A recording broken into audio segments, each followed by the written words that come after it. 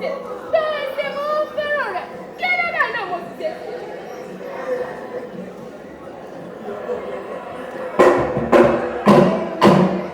ọbẹ̀ yóò níyọ.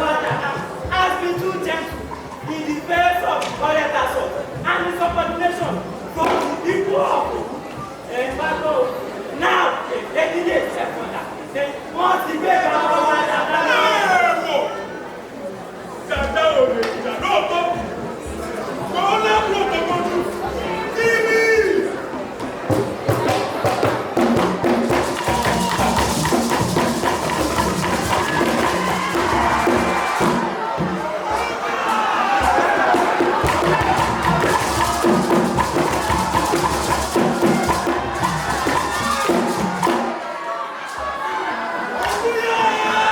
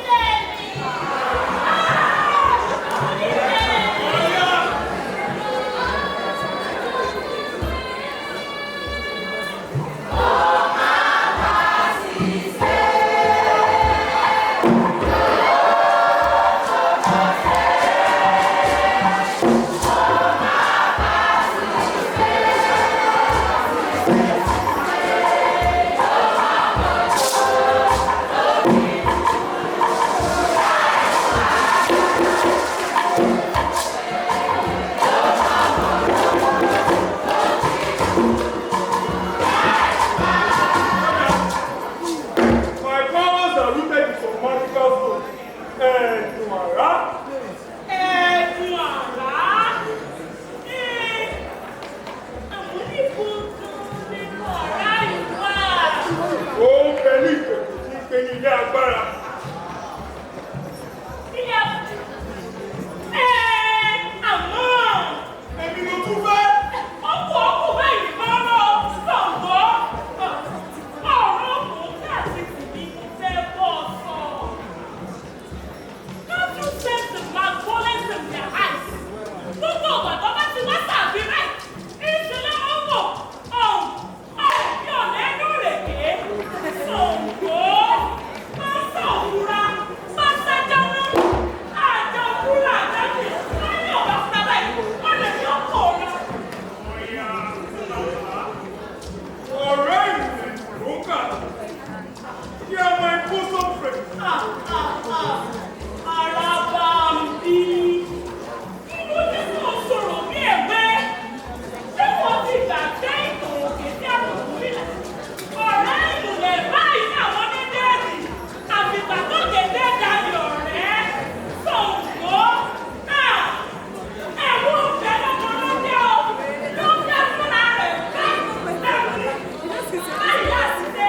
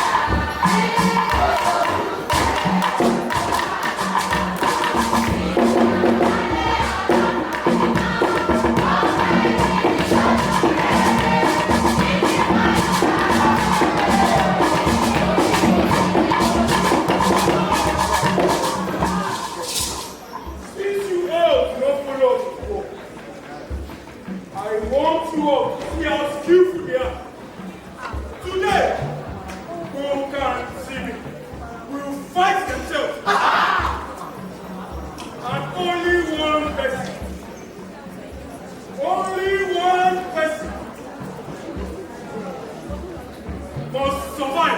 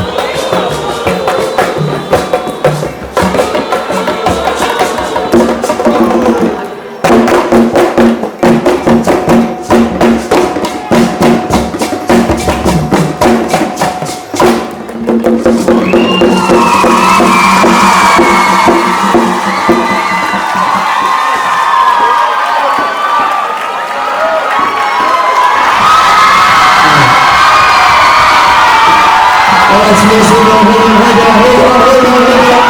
We're still going to shout and make some noise. Pastor Cool, please hold on for me. Hold on.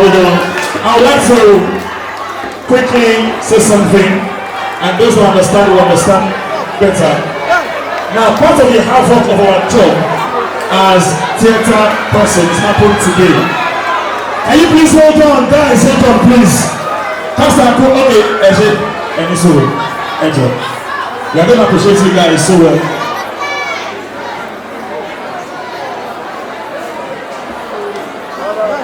Alright, quickly, I would like to introduce someone in our midst quickly.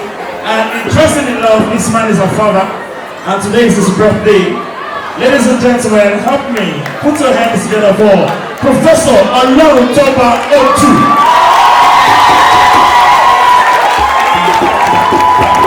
Is it okay you put your hands together for him? Please go ahead and put your hands together. This is one man that we love so much and respect so much in the theatre, in the Department of English and the whole university at large. Help me, join me, put your hands together for Professor Olarutoba Otu. Happy birthday to you, sir. Long life and prosperity to you, daddy. God bless you, real good. Part of our job, part of the habit of our job as theatre personnel happened today, and that is the producing part. Those who understand. We are sorry. Do you understand? So, ladies and gentlemen, 4th and 5th of December, in this same theatre, we are having a play titled Efusheto Animura in this same theatre. Please come on, come on. Before I make some noise, sir. So, courtesy of the CEO of Noodles, the guy that sang the video, the second guy that didn't win, you have 5,000 naira. Courtesy of Nickel, you have 5,000 naira also. So that means the first is going to be 10,000, the second is going to be 10,000 also. Do you understand? So ladies and gentlemen, is it okay that we make some noise for this beautiful podcast?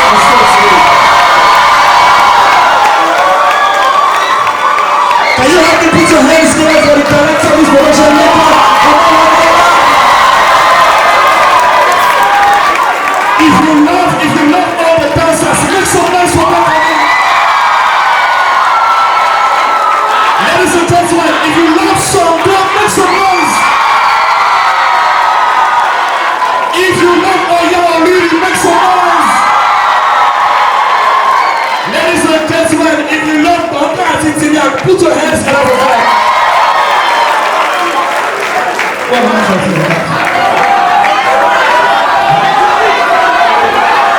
To your young mercy, put your hands together for that.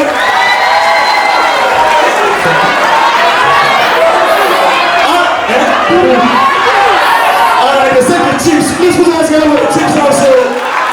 Is it okay if you put your hands together for the orchestra for tonight? Ladies and gentlemen, Yemanja. Ladies and gentlemen, Agodo. Ladies and gentlemen, is it okay? This one's crafted a beautiful rhythm tonight, and it makes the play very, very interesting. Please join me and put your hands together for the drummers of today's production. The warriors, dancers, and all the dancers were doing fantastic. They were fantastic.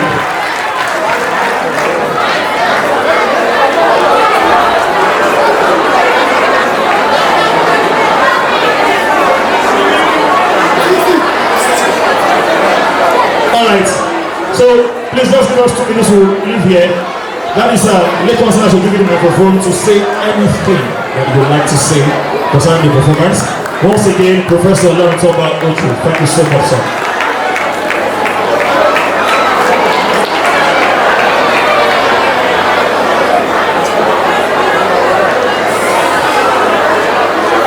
Thank you very much.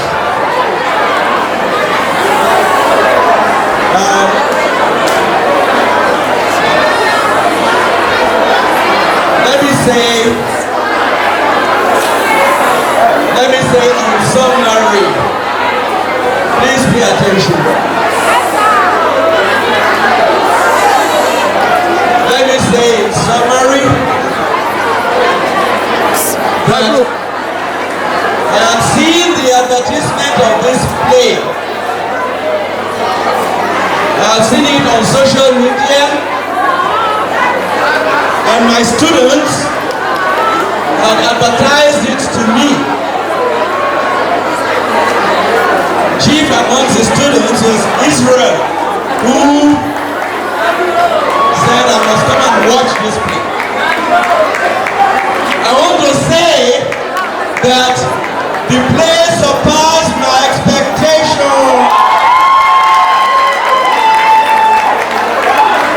I love the play. I love it very much.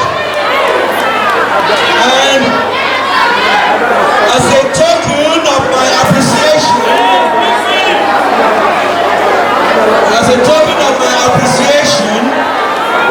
I announce a donation of 20,000 naira.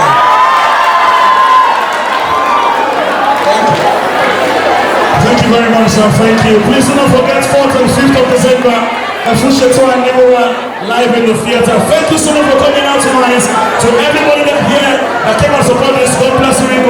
You just take you back to your houses. Thank you and God bless you. Thank you.